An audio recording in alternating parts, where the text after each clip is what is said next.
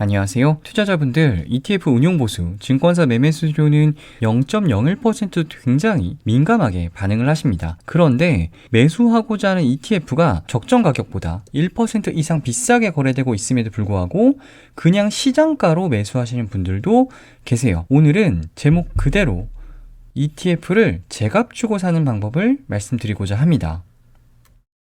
ETF는 자유롭게 거래소에서 사고 팔 수 있다는 점에서 주식과 같은 성격을 가지지만 주식처럼 온전하게 수요와 공급에 의해서 가격이 결정되지 않습니다. ETF가 편입하고 있는 종목들의 주가 등락을 바탕으로 기준가가 결정이 됩니다. 물론 환유출 ETF라고 하면 환율의 영향도 실시간으로 반영이 되겠죠. 기본적으로 주식을 좀 해보셨던 분들이 ETF도 거래를 하시다 보니까 ETF 가격이 갑자기 막 올라가기 시작하면 불안해하세요. 호가창이 흔들리기 시작하고 가격이 올라간다? 개별 주식은 저렇게 하는 순간 날아가 버리던데? 그런 경험들을 ETF 매매에도 그대로 적용을 하십니다. 그래서 시장가 매수로 따라잡는 경우가 있죠. 물론 보유 종목들의 주가들이 일제히 급등을 하면서 ETF 가격이 올라가는 경우일 수도 있는데요. 일시적으로 매수세가 몰리면서 ETF 가격이 올라간 경우라면 무리하게 따라잡을 필요가 없습니다.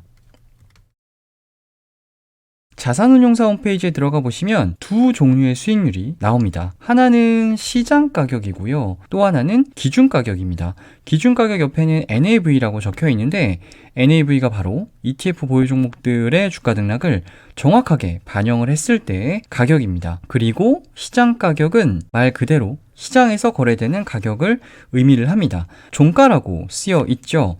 전일 종가 대비 오늘 종가 기준으로 바로 1일 등락률이 결정이 됩니다. 그런데 이 차트를 보시면 기준 가격과 시장 가격이 달라요. 주황색 선과 회색 선이 비슷하게 움직이긴 하지만 두 선이 완전히 겹치지 않는 것을 보실 수가 있습니다. 즉, 두 가격 사이에 차이가 있다는 것을 알 수가 있죠. 일간 단위로 보시면 그 차이가 더 명확히 드러나는데요. 코스피 200을 추종하는 타이거 200 ETF의 데이터를 가지고 왔는데 비교적 두 가격 간의 괴리가 크진 않지만 그래도 다릅니다.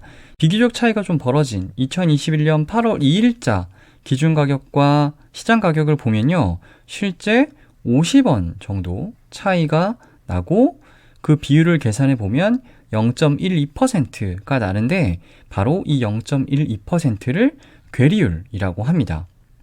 여기서 많이 오해를 하시는 부분들이 바로 추적오차라는 개념인데요. 추적오차와 괴리율을 많이 혼동을 하시죠.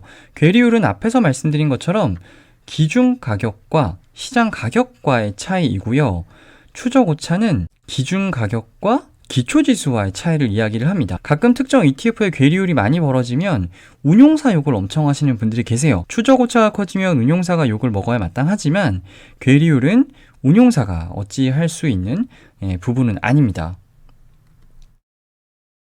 ETF는 수요와 공급의 원칙에 의해서 가격이 결정되진 않지만 그래도 시장에서 거래가 되다 보니까 다양한 변수에 의해서 이처럼 시장 가격과 기준 가격이 차이가 날 수가 있습니다. 결국 ETF를 제값 주고 매수하는 방법은 괴리율이 크게 벌어지지 않을 때 매수를 하는 방법이겠죠. ETF는 시장에서 거래가 되긴 하지만 적정 가격 수준에서 거래가 이루어질 수 있게 LP가 존재를 합니다. 이 LP의 존재가 바로 특정 매수 혹은 특정 매도세에 의해서 가격의 왜곡이 일어나지 않게 도와주는 거죠. 장중에는 LP가 열심히 일을 하기도 하고요.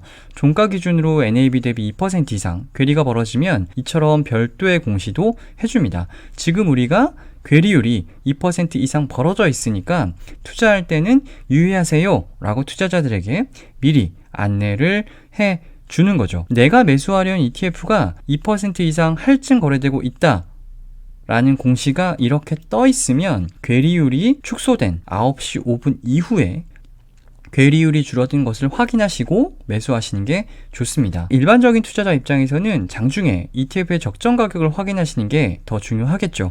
국내 ETF의 경우 거래 시간 동안 10초 간격으로 이론 가격이 발표가 됩니다. 거의 실시간으로 확인이 가능한데요.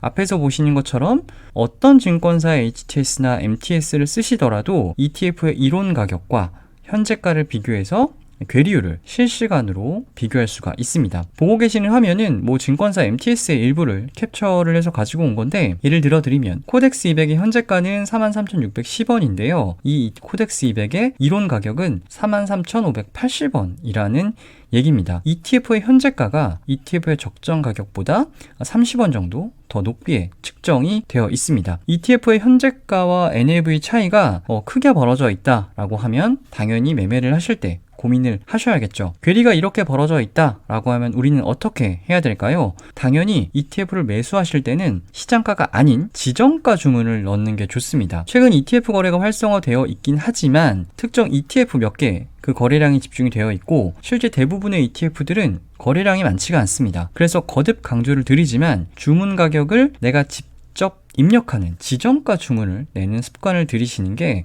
좋습니다. 당연히 지정가 주문을 낼 때는 NAV를 고려해서 내셔야겠죠. 앞에서 보여드린 코덱스 200의 정보를 가지고 예시를 들어드리면 지금 현재가는 43,610원인데요. 이때 만약에 시장가로 주문을 내시면 43,610원으로 체결이 되겠죠. 그런데 그렇게 시장가 주문을 내지 마시고 지금 NAV가 43,580원이니까 43,580원이나 43,590원이나 이 정도의 매수 주문을 넣어주시면 되겠습니다. 당장 체결은 안 되겠지만 갑자기 주가가 치고 올라가지만 않으면 시차를 두고 체결되는 모습을 확인하실 수가 있습니다.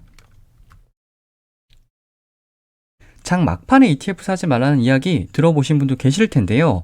장 막판뿐만 아니라 장 초반에도 ETF는 사시면 안 됩니다. ETF가 수요와 공급의 원칙이 아닌 이론 가격에 근접하게 거래가 될 수 있게 LP가 존재한다라는 말씀을 앞에서 드렸었는데, 이 LP가요, 증권시장 개시 후 5분간 그리고 오후 동시호가 시간대에서는 LP의 호가 지시 의무가 면제가 됩니다. 즉 LP가 호가를 제출하지 않아요. 그래서 장 초반, 장 후반 동시호가에는 일시적으로 매도가 몰리면 괴리율이 크게 확대가 될 가능성이 있습니다. ETF는 가급적 NAV와 호가를 고려해서 지정가 주문 내는 습관을 들이는 게 좋다라는 말씀을 드렸었는데, 특히 이 시간대에 주문을 내시는 분이라면 더더욱 지정가 주문은 필수라고 볼 수 있겠습니다. ETF 읽어주는 남자, 오늘은 여기까지입니다.